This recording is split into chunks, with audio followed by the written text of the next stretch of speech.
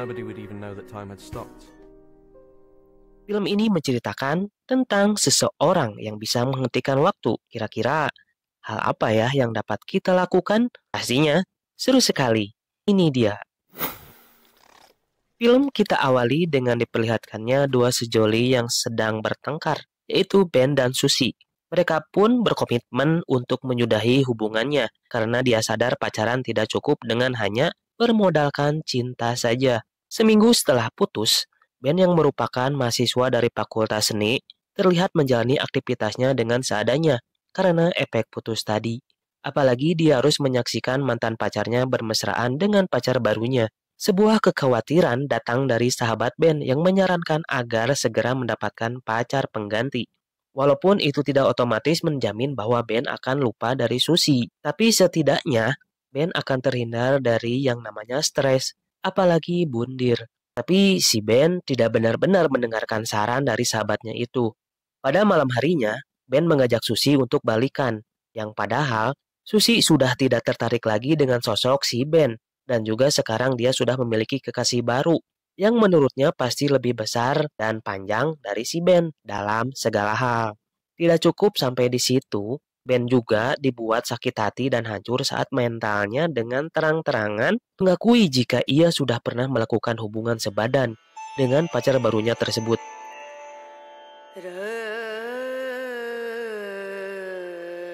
Setelah cukup lama terhanyut dalam kegelisahan, Ben akhirnya tersadarkan di hadapan seorang kasir. Ketika hendak membayar belanjaan, isi kantongnya memang sudah tidak mengizinkannya untuk berbelanja. Dan secara kebetulan, di tempat dia berbelanja sekarang, sedang membutuhkan tambahan karyawan. Singkat waktu, Ben pun diterima kerja di sana. Dan dia memulai pekerjaannya dengan rekan kerjanya yang bernama Sharon, gadis cantik yang Ben temui sebelumnya. Namun karena beban pikiran yang belum juga pulih, jadinya Ben banyak melamun sehingga dia sering kali mendapatkan teguran dari manajer toko. Di toko ini juga ada dua karyawan lainnya yang bernama Barry dan Matt. Mereka berdua ini memang dikenal sebagai pria asik, sehingga tidak jarang Ben sering terhibur dengan aksi kekonyolan mereka berdua. 2 minggu tidak tidur membuat Ben seolah-olah terjebak di ruang waktu. Hingga pada suatu hari, tiba-tiba saja dia bisa membuat semua aktivitas di toko itu berjalan sangat lambat, bahkan sampai bisa terhenti secara total. Tak ingin menyanyiakan kesempatan itu, Ben yang sering berdiri ketika melihat para wanita cantik, dia pun menjadikan fenomena tersebut sebagai pembangkit imajinasinya, yang kemudian dibuatkan sebagai karya berupa lukisan dengan gaya bebas, sesuka hatinya. Ketika semuanya sudah selesai, dia nikmati, dia cukup merenggangkan jari-jarinya saja. Just crack my fingers. Lalu semuanya akan menjadi normal seperti sedia kala. Sebagai karyawan baru dengan karakter yang sedikit culun, tak heran jika Ben sering banget dijailin oleh kedua rekannya itu. Seperti halnya ketika Ben sedang menatap wajah Sharon dari kejauhan. Inilah yang terjadi. Diam-diam Ben rupanya mulai menaruh simpati kepada Sharon dan dia pun sempat terpikir untuk menghentikan waktu agar bisa lebih lama lagi berduaan dengan Sharon. Sayangnya Ben malah dibuat kecewa ketika Matt mengatakan jika Sharon akan pergi berkencan dengannya malam ini. Singkat waktu, pada suatu hari, manajer toko yang kita sebut saja Pak Asep mendapatkan tantangan bermain futsal oleh manajer toko cabang lain. Dan untuk mempertahankan gengsinya, Pak Asep ini langsung membentuk skuad futsal dadakan. Yang notabene-nya, para pemainnya adalah orang-orang yang tidak mengenali olahraga tersebut. Singkat waktu pada jadwal yang sudah ditentukan dan ketika semua pemain dari skuad ini sudah berkumpul di lapangan, maka pertandingan babak pertama pun dimulai. Sayangnya event yang penuh gengsi ini diwarnai dengan kekhawatiran mengingat baru beberapa menit bermain, tim Pak Asep ini langsung mendapat pukulan telak dari tim lawan. Alhasil semua pemain sempat mengalami tekanan mental dan hampir tidak mau menyelesaikan pertandingan. Sebagai kapten tim, Pak Asep terus memompa semangat anggotanya, sehingga pertandingan pun dilanjutkan. Meskipun itu tidak membawakan hasil, dan inilah yang terjadi. Waktu pun kembali berhenti, dan hal itu dimanfaatkan Ben untuk memandangi Sharon. Di sisi lain, tepatnya di sebuah locker room, Ben dikejutkan dengan seorang pria yang tidak merasakan dampak apapun. Sehingga dengan itu, Ben akhirnya menyadari jika ada orang lain yang juga tidak terkena efek dari pembekuan waktu tersebut. Setelah Ben meregangkan tangannya, maka pertandingan pun kembali berlanjut. Dan ternyata, bola tendangan dari Matt mengenai wajah Pak Asep, hingga membuat batang hidungnya putus. Karena merasa bersalah, Matt pun langsung merujuk Pak Asep ke rumah sakit saat itu juga. Sementara untuk mengantar Sharon, mau tidak mau harus diserahkan kepada Ben yang pada dasarnya Ben yang sudah mewanti-wanti momen berharga ini. Dalam perjalanan, Ben pun menyempatkan waktu untuk membawa Sharon ke sebuah kafe, hingga terjadilah obrolan yang cukup serius, di mana akhirnya dia pun tahu bahwa antara Sharon dan Matt tidaklah pacaran, melainkan hanya sebatas teman biasa. Peluang yang kian terbuka itu dimanfaatkan Ben agar kedekatan mereka berdua semakin intim, sehingga Ben mengutarakan tentang dirinya yang berambisi menjadi seorang pelukis profesional, yang secara kebetulan juga Sharon sendiri juga menambahkan seorang pasangan yang memiliki profesi tersebut. Singkat cerita, hubungan keduanya semakin dekat saja. Pada acara pesta ulang tahun Pak Asep, Sharon meminta agar Ben berpura-pura menjadi pacarnya. Tidak hanya itu, dia juga bahkan berani mengatakan perasaan kekagumannya terhadap Ben dengan menciumnya. Kebahagiaan tak terkira kembali dirasakan Ben karena walau bagaimanapun, dia termasuk orang yang sangat jarang mencicipi keberuntungan, walaupun sekecil itu. Namun belakangan ini dia menyadari akan satu hal, di mana kemampuan yang dia miliki tiba-tiba hilang. Bahkan dia sendiri sudah bisa tidur normal seperti orang-orang biasa seperti pada umumnya.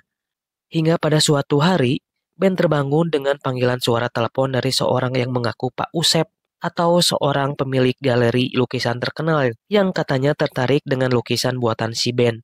Dan hal itu pun sempat membuat Ben kaget bercampur bahagia karena akhirnya dia berkesempatan untuk mempromosikan karya seni lukisannya di galeri. Akan tetapi, itu ternyata itu adalah ulah dari dua orang teman laknatnya, yaitu Barry dan Matt, yang memang dengan sengaja mengeprengnya.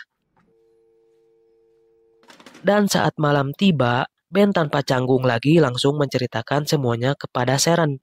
Dan Sharon pun cukup merasa senang, bahkan dia siap mendukung penuh atas perjalanan karir Ben yang kini sudah resmi menjadi pacarnya. Singkat cerita, malam pun tiba. Terlihat mereka berdua pun pergi ke acara ulang tahunnya Pak Asep. Yang tanpa diduga, Ben bertemu dengan mantan pacarnya yaitu Susi, yang ternyata lagi pacar barunya itu adalah adiknya Pak Asep. Lalu tiba-tiba si Susi ini malah menghampiri Ben di sebuah antrian toilet sambil mengatakan penyeselaiannya karena dia sudah menolak ajakan balikan dari Ben tempo hari itu. Tanpa diketahui alasan yang pasti, tapi yang jelas Susi tiba-tiba mengajak Ben untuk kembali menjalin hubungan dengannya. Seperti dulu lagi, keadaan itu pun sempat membuat Ben dilema. Karena masalahnya semalam dia baru saja mengungkapkan perasaannya kepada Siren. Meski di sisi lain, Ben juga sempat berharap jika suatu hari Susi akan kembali menjadi miliknya. Namun entah apa yang merasuki Susi, di mana tanpa malu lagi dia langsung mencium Ben tepat di hadapan banyak orang. Sehingga Sharon yang menyaksikan hal itu pun langsung beranjak pergi sambil membawa perasaannya yang hancur seketika. Sama halnya dengan Ben, perasaannya kepada Sharon semakin tidak menentu. Namun di tengah situasi tersebut secara tiba-tiba Ben kembali bisa menghentikan waktu, sehingga dia bisa memanfaatkan kesempatan itu untuk memandangi wajah Sharon sebelum dia benar-benar pergi. Singkat cerita, Ben pun memutuskan untuk pergi membawa karya lukisannya ke galeri Pak Usep sambil menyempatkan diri menemui Sharon untuk menjelaskan tentang peristiwa semalam. Akan tetapi Sharon yang masih sangat kecewa jelas tidak menghendaki kedatangan Ben, bahkan untuk mendengarkan suaranya pun males. Alhasil perasaan Ben saat itu hancur berkeping-keping, hingga akhirnya dia memutuskan untuk segera menemui Pak Usep, berharap sekiranya dengan itu akan sedikit mengobati batinnya yang sedang gunah gulana. Sesampainya di sana, Pak Usep justru heran dengan kedatangan Ben, karena ia merasa memang tidak pernah menghubungi Ben sebelumnya. Maka dari situ, Ben berkesimpulan jika semua ini adalah ulah dari Barry dan Matt. Namun di saat Ben dengan semua kesalahannya itu, secara kebetulan Pak Usep malah tertarik dengan bakat seni yang dimiliki Ben. Sehingga ia pun berubah pikiran dan meminta Ben untuk ikut pada sebuah acara pameran yang akan digelar di galeri tersebut. Tanpa pikir panjang, Ben pun langsung menyetujui tawaran Pak Usep. Bahkan saking pedenya, dia langsung memberikan undangan pameran tersebut kepada Sharon. Tepat di hari yang Ben nanti-nantikan itu, nampak para tamu undangan yang terkagum-kagum melihat beberapa hasil karya lukisan Ben. Begitupun dengan Sharon yang baru datang, dia langsung dibuat terkejut dengan karya yang Ben pamerkan di galeri tersebut, yang ternyata semua lukisan tersebut bercerita tentang dirinya. Seketika, Sharon pun takjub dan bahagia atas apa yang telah Ben lakukan terhadap dirinya. Apalagi ketika Ben berusaha untuk lebih meyakinkan Sharon lagi tentang kejadian semalam itu dan menjelaskan jika dia memang sudah tidak memiliki hubungan apapun dengan Susie. Ketika di dalam galeri, tiba-tiba waktu berhenti, sementara Ben dan Sharon yang saat itu bisa bergerak dengan bebasnya sambil menikmati momen indah mereka. Mereka berdua pun bisa menyatu kembali, dan film pun diakhiri dengan mereka pergi meninggalkan galeri tersebut dan dilanjutkan dengan film pun tamat.